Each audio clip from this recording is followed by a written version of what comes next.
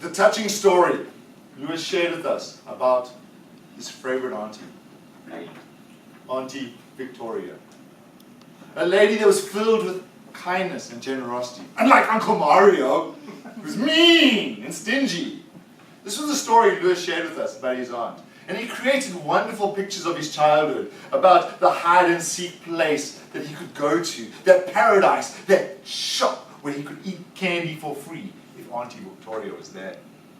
If Uncle Mario was there, be careful, he was a soldier.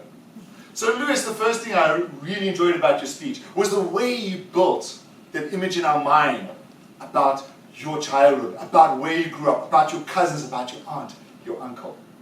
I really enjoyed that part. And the conflict, the death of your aunt, very sad, very touching. But this is where I want to move to help you grow as a speaker and a storyteller.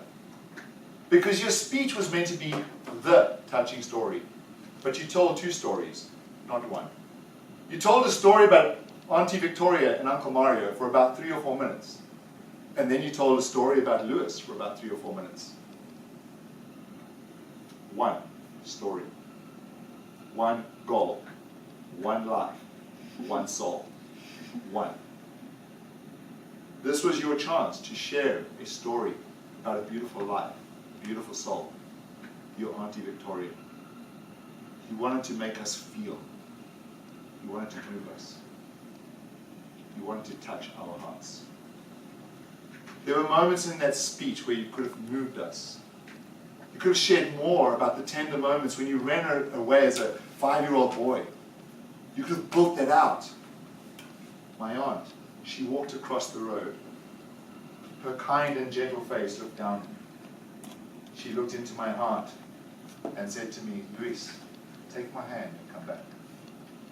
You could have built your aunt up so powerfully and right at the end, flipped it on us without telling us she had cancer in the beginning. And then she died. That pause adds power, makes us feel. We need to add those pauses. We need to ask ourselves, how do I want people to feel? How can I create that emotion in their hearts? How can I make them cry with my soul?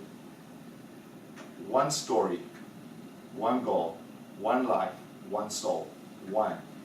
Share that story with us.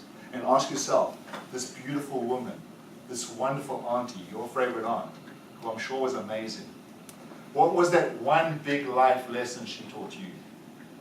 And then tell us, very quickly, in my life, when I face my challenges, I remember my aunt dying and how she always stayed positive. I look up at her and I said, Auntie Victoria, thank you for your life. Jeremy Bellevue.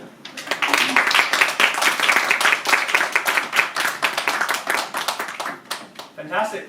We have just finished